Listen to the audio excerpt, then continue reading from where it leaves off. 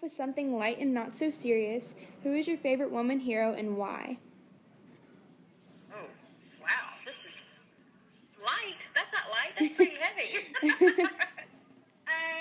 I would say Governor Martha Lane Collins. Mm-hmm. She has been our first and so far only governor in the Commonwealth of Kentucky. Mm-hmm. And I have had the great privilege of getting to know her over the past 5 years. Mm-hmm. And she epitomizes everything that a female professional, whether it's politics, public service, private sector, she epitomizes everything that we as females should be. And I would say she's my female hero and just one of my all-time mentors. And before college, what did you plan on doing? Before college, I wanted, so this might be light. I wanted to be a rockette. But then discovered I was too short. Mm-hmm. And then decided I wanted to be a lawyer. Mm-hmm. So, there's that. And then what work and motivation did it take you to get to the position or job that you are in currently? Work and motivation. Well, it takes, obviously, an education is king. And you're, of course, getting one at Prez, and I'm sure you're going on to get more in your future. So education is key. Another, I'd say work and motivation, if you're in public service, it's because you want to be in public service. It's not because you ended up here or woke up one day and thought, okay, I'm just going to go into public service. That's really not how it works. Yeah. Public service is made up of individuals who are motivated and dedicated and loyal to certain, values, concepts, laws, ideas, and they want to be in a position where they can see those values, laws, concepts, ideas put in place. Mm-hmm. So, I think the motivation is what's in your heart and in your gut. Because, like I said, you don't just wake up one day and say, I'm going to go into public service. Mm-hmm. It's just something that you have wanted and want, and is something that develops in you. Mm-hmm. Did you receive help along the way of your journey to where you are now by like a parent or a mentor or a teacher or a counselor, just someone that really stuck out to you as a mentor? Oh, yes, absolutely. All of the above. I have very, very supportive parents who, I was fortunate enough for them to help me pay for my school after high school. And my mom is probably one of the strongest women I will ever know in my lifetime. Mm-hmm. And I mentioned Governor Collins. She's an amazing lady, wicked smart, and so compassionate about people in this state. And, I have had great professors along the way. I went to an all-women's college in Missouri, and it's called Stevens College, and there, you're in an all-girls school at the moment, but in college, it's where you really develop your place in life, and at an all-women's college, you really could find your own better than anywhere else, because you were surrounded by equally committed young women who, were essentially, and this may sound corny, wanting to someday change the world. Yeah. That's what we want to do, right? Yeah. We're women, we want to change the world. So, so yes, I've had a very strong family. I've had very good mentors in my life, and, having the encouragement of having gone to a women's college and always been backed. All of my plays have always been backed by other women and other role models and mentors. Okay.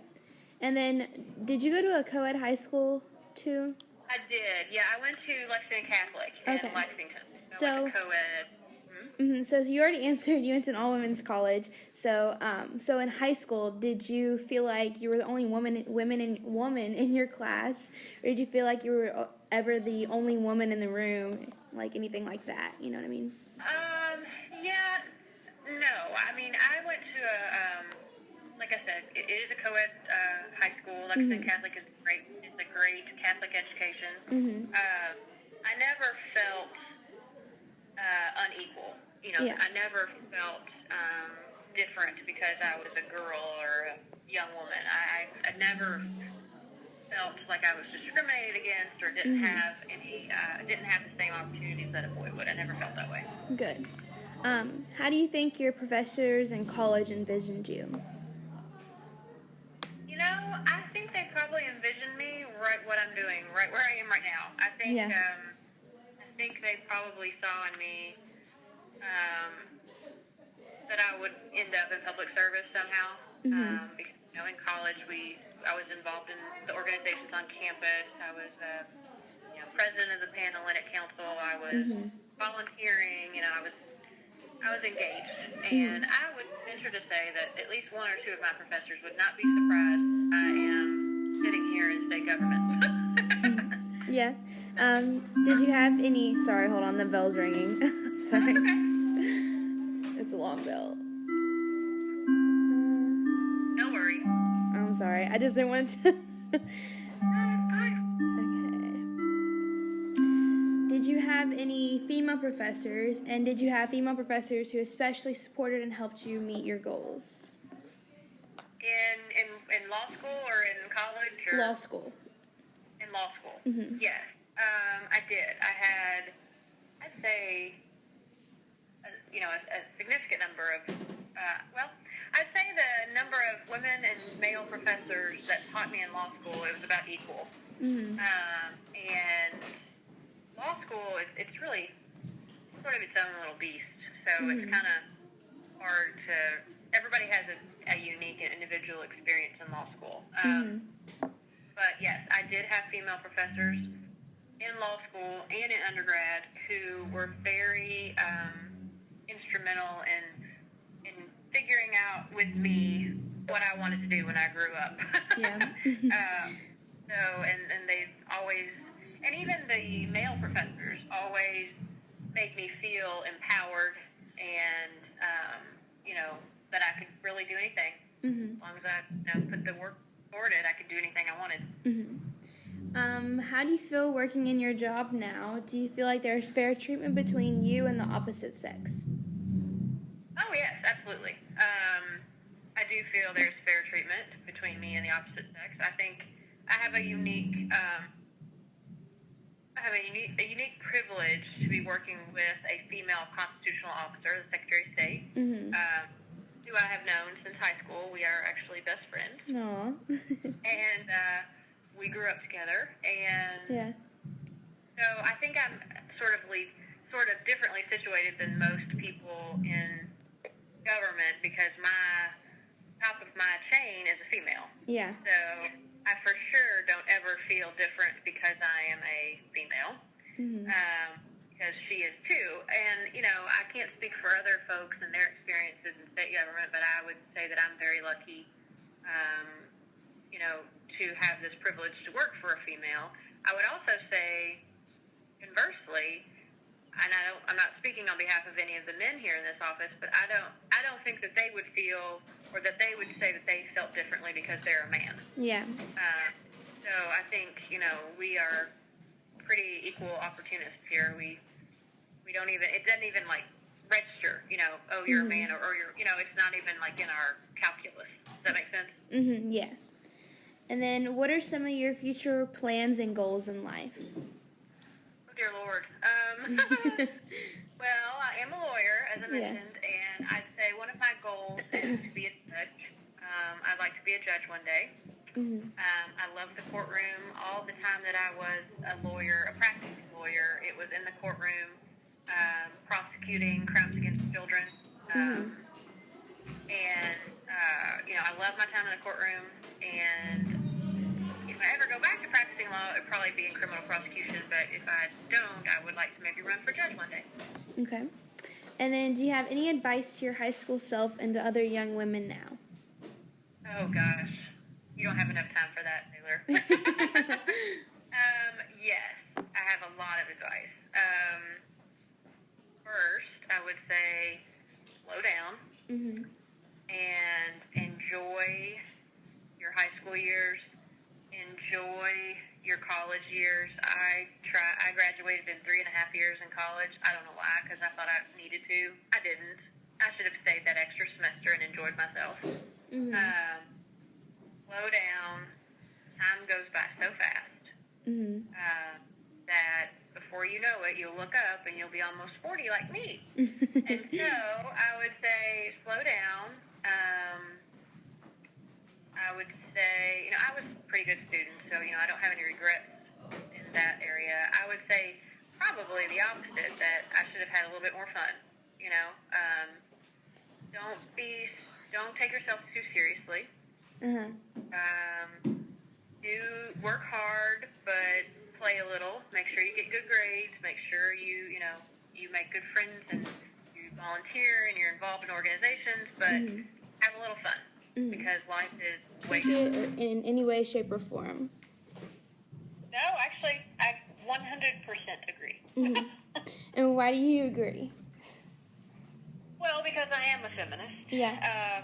There is, but being a feminist can sometimes have a bad connotation. Yes. And the way I think of it is this, and this is a quote that I found by Maya Angelou, and it says, "I'm a feminist. I've been a female for a long time now. It'd be stupid not to be on my own side." Right. And I think that is perfect, because being a feminist doesn't have to be a dirty, word, dirty connotation. It just means that absolutely I'm going to be on my own side in an argument or in a discussion or in a confrontation against another man, or even if it's against another woman. I'm going to be on my own side. Right. So yeah. I don't see that word as a dirty word, and then I think society and the media have put a dirty connotation on it, like it's a bad thing, like you're a bad person. Do you feel like the representation of women in government is particularly low in the U.S.? Why or why not? And do you know what percentage of women make up U.S. politics? So yes, it is horrifically low in the United States, and I used to. Let me Google something real quick. You're good. I think it's like. Let's see. So in the 114th Congress, which would have been the last one. I think we're in 117 right now. You can Google. I know you know how to Google. I won't tell you how to do that. But Yeah. there were only, let's see. I think it's like, obviously less than half, but I'm trying to find the actual figure. Well, I'll let you look for it, but I think it's obviously less than half. And it is... Okay, here it is. As of 2017, which is this year, there are 83 women in the House of Representatives, making up 19.1% of the House. And I think the figures in the Senate are even worse. Yeah. So, yes, it is a terrible statistic. Statistics, we are not represented more. And ironically, in Kentucky, women represent 51% of registered voters. So we're voting, but we're not running for office. Right. And that's tragedy. And hopefully, it is 2017. You'd think that we would not be talking about things like this because it's 2017. But here we are. Yeah. So I certainly don't think there's enough women who make up U.S. politics or state politics. Mm-hmm. Last year, the year before last, the Secretary of State was the only female elected constitutional officer out of a lot. So now we have a female treasurer, and we have a female lieutenant governor. So that's good. Yeah. But it's not near where it should be. Yeah. And I have a few facts, too, in here. I wanted to see how much you knew. And you already pulled up some facts. You had some of the ones I had. But women make up 51% of the U.S. population, but only make up 17% of our government. There have been 50 total women in the U.S. Senate since its establishment in 1789. The U.S. ranks 98th in the world for percentage of women in its national legislature, and Rwanda's number 1, and they have 49% of their government is female. And then if the U.S. stays at this exact rate of, women running for government and everything, it will take 500 years for us to catch up and be equally represented in Congress. Oh, my God. Yeah. And that's abysmal, and that 500 years. Yeah. So it won't be your children. It won't be your children's children. I mean, it won't, it's really disappointing. Yeah. And it should be. And, I know this isn't a political call, but, things aren't looking so good right now. Yeah, yeah. As far as our government at the state and federal level, and people are probably less encouraged to run for office now more than any other time. Yeah, I agree. Whether you be male or female, Yeah. So there's that. And then, in what ways do you think society can better motivate women and girls to actively participate in leadership roles in our society? I think it starts at home. Mm-hmm. I think it starts, with how you're raised. I would venture to say that you are a very strong young woman, that you have a family support system, and you have a friend support system, you have a school support system. Unfortunately, not everyone has that. Yeah. And so I think it has to start early on in life and at home. And if not at home, if there aren't those, support systems at home, we got to figure out how else to provide them, whether it's in a church, a church function, a church facility, whether it's in Boys and Girls Club, whether it's been or Girl Scouts or Brownies, some sort of organized effort to make sure young women are empowered and that they know that just because they're a woman, it makes no difference. It doesn't matter. And I think in this last, election cycle, finally, while we didn't entirely break that glass ceiling, we certainly poked a significant number of holes in it for the first time ever having a presidential candidate who was female. Yeah. So it's not unusual, and I think one day we will finally have a woman president, hopefully. Okay. But I think that, like I said, it has to start early on in life, and it all starts with relationships and support systems to make sure that women are empowered and that men are empowered. I mean, to me it makes no difference if you're a man or a woman. If you have the skills and the quality and the, and the drive and the motivation to do a certain job, you should be able to do that certain job. It should not matter what gender you are. So that's sort of my opinion. And then, if this was your project and you had to create an art piece that represents women in government, how do you think you would best represent that? An art piece?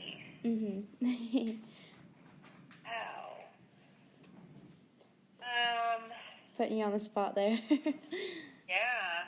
But you know what immediately came to mind when you asked me that is just a big piece of canvas with just lots of color and zigzags and just basically a lot of colors thrown on canvas, representing how colorful women are, and I mean that intellectually.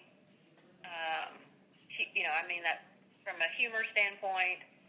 I mean that by a skill set standpoint, that we have so much opportunity and color and ability to use those talents to change the color of the world. Does that make sense? Oh, yeah, it does. I like that.